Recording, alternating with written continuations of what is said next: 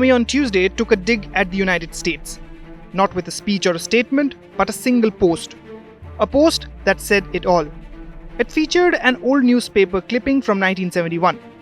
A US cargo aircraft unloading military supplies in Pakistan during India's war for liberation in East Pakistan, now Bangladesh. It was a reminder of whose side America really stood on during one of India's most defining wars.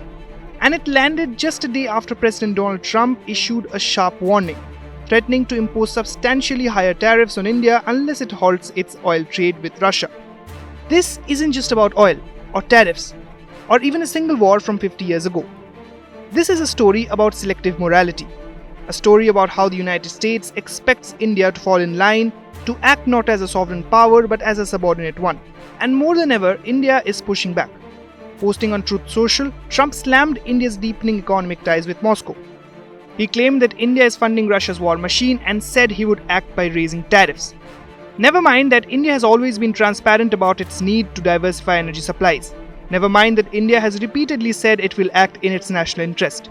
Not to mention that European nations continue to import billions worth of Russian natural gas quietly and without sanctions. And yet, India, a democracy, a key Indo-Pacific partner, a nation with a long record of strategic autonomy, is singled out. Мы слышим много заявлений, которые фактически являются угрозами, попытки вынудить страны прекратить торговые отношения с Россией.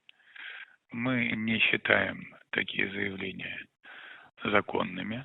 Мы считаем, что суверенные страны должны иметь и имеют право сами выбирать себе торговых партнеров по торгово-экономическому сотрудничеству и сами выбирать те режимы торгово-экономического сотрудничества, которые в интересах той или иной страны.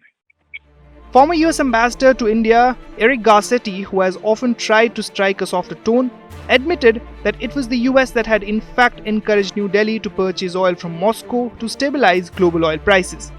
Actually, they bought Russian oil because we wanted somebody to buy Russian oil at a price cap. That was not a violation or anything. It was actually the design of the policy because as a commodity, we didn't want oil prices going up, and they fulfilled that. But the subtext was clear. India should play by American rules, even if those rules change to suit Washington's convenience. Let's rewind the tape.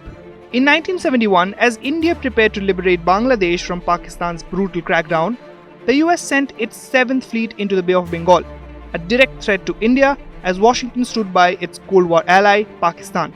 Now, over 5 decades later, America is still arming Pakistan, still delivering billions in defense aid and military support, despite Pakistan's links with extremist groups and its record of using US weapons to provoke India.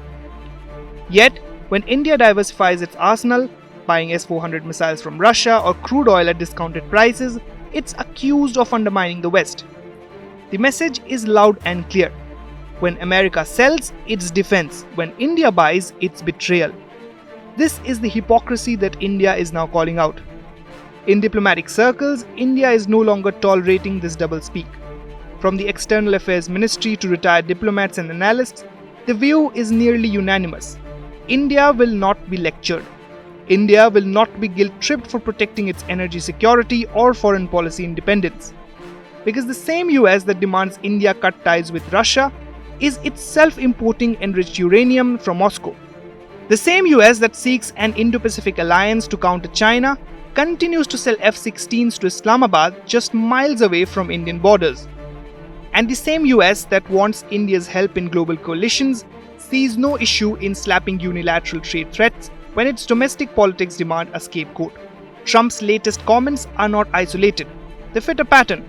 One where India is praised when convenient and pressured when it doesn't toe the line. Whether it's on climate commitments, trade policy, or now oil imports, India is expected to comply, or else face economic consequences. But this time, India is not staying silent. The Indian Army's 1971 post wasn't just a history lesson. It was a signal that India remembers, India learns, and India chooses. It does not forget who stood by it when it mattered and who did not. It does not forget who sent fleets to its waters, who armed its enemies, and who now dares to threaten its autonomy. America's talking points may shift with each election, but India's resolve doesn't. In this era of multipolar power, New Delhi is not looking to be anyone's pawn. Not Moscow's, not Washington's. India will walk its own path, not in anyone's shadow, and certainly not as a puppet of American politics. Because today, the world is watching, and the old playbook of pressure no longer works. With Bangana Datta, Bureau Report, India Today Global.